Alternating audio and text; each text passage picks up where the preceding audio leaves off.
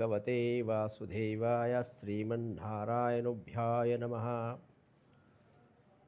భగవద బాంధవులందరికీ హృదయపూర్వక నమస్కారం. ఓం మాతృదేవో భవ, ఓం మాతృదేవో భవ, పితృదేవో భవ, ఆచార్యదేవో భవ. ప్రథమం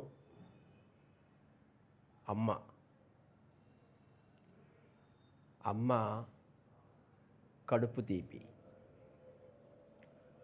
నాన్న గుండె తీపి, ఆచార్యదేవో భవ జ్ఞానం. ఆచార్యుడు అనగా మనకి జ్ఞానాన్ని ఏర్పరిచే మనిషి. వారిని చాలా ప్రేమతో, తల్లి కన్నా ప్రేమతో ఆచరించినట్లయితే ఆ జ్ఞానం మనకి వారు ప్రసాదిస్తారు. అలాగే ఈ ధర్మం అనగా ఒక్కటే ఉంటుంది. ధర్మం అది మానవ ధర్మం. మానవ ధర్మం అనగా మానవులు అంటే ఎవరండి? మనుషులు. ఇక్కడ మనిషికి కులాలు, మతాలు, ఎటువంటి భేదాలు లేవు. ఇవన్నీ మనము ఏర్పరచుకున్నవి ఇవన్నీ కూడా.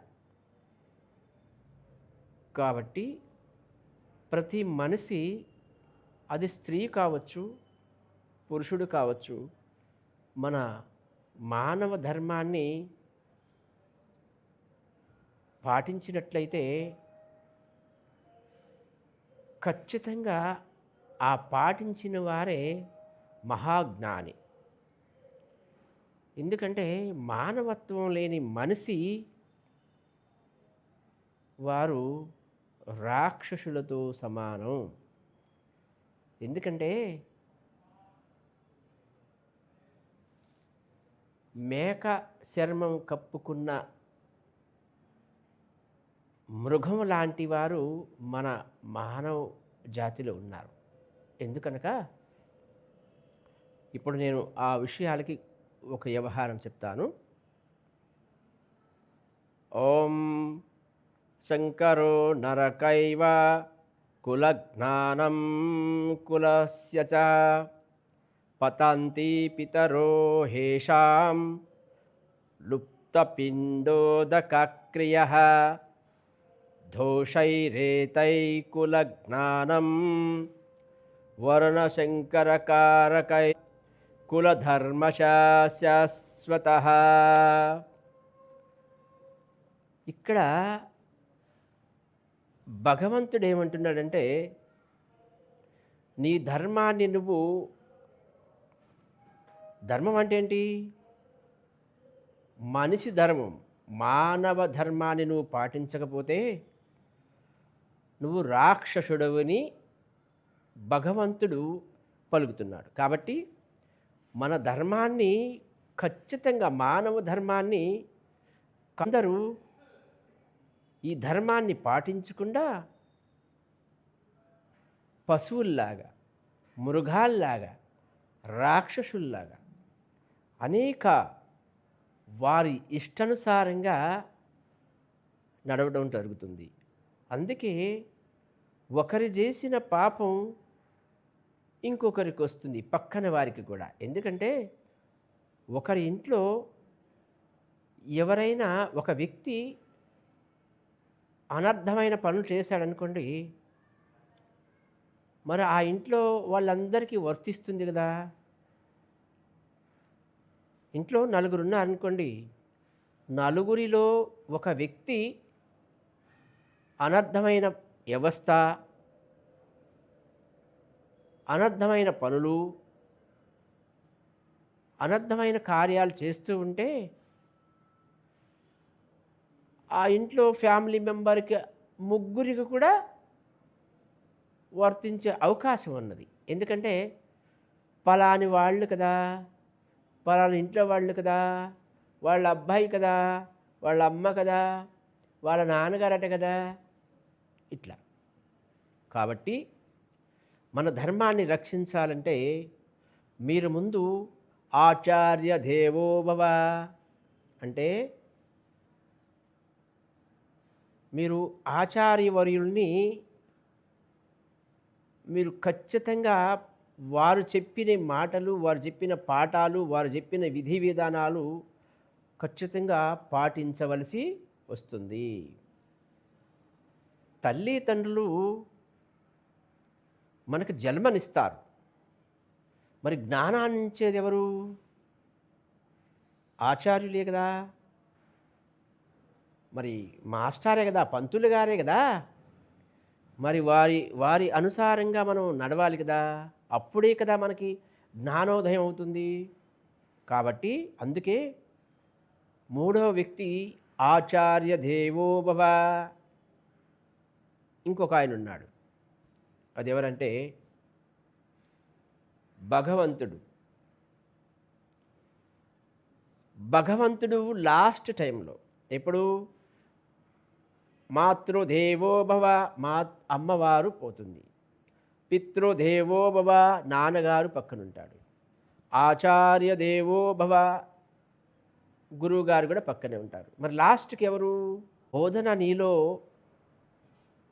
దేహంలో సమర్పించుకొని ఆ సమర్పణ 10 మందికి నువ్వు పంచినట్లయితే బుద్ధి జ్ఞానంతో అప్పుడే నువ్వు భగవంతుడు అవుతావు. అది అవడే మాధవుడు. కాబట్టి ఈ భగవంతుణ్ణి లాస్ట్ టైంలో, ఎందుకంటే ఫస్ట్ అమ్మ గర్భంలో నుంచి వస్తాడు శిశువు.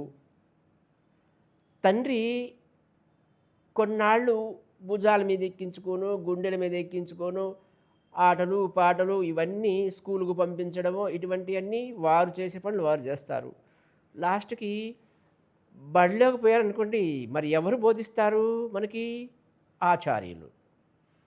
కాబట్టి ఈ వీరి మాటలు అన్నీ అయిపోయిన తర్వాత, అంటే మనం విత్త వయస్సు వచ్చే లోపల మొత్తం వారి ద్వారాగా నేర్చుకున్న తర్వాత అప్పుడు మనం జ్ఞానవంతులు అవుతాం. అప్పుడు ప్రతి విషయం కూడా ఆచార్యుల అనుసారం, అంటే మాస్టర్ అనుసారంగా గిన మనం నడిచినట్లయితే మనకి బుద్ధి జ్ఞానం బాగుండి 10 మందిని ప్రేమించి, మన ఇంట్లో వాళ్ళని ప్రేమించి, అనర్థమైన పనులు చెయ్యకుండా బుద్ధి జ్ఞానంతో మనం ఒక దేవుడిలాగా వర్తించినట్లయితే మనల్ని ప్రజలు దేవుడు లాంటి మనిషి అనే భావంతో వాళ్ళు ఊహించుకొని ఆచరిస్తారు.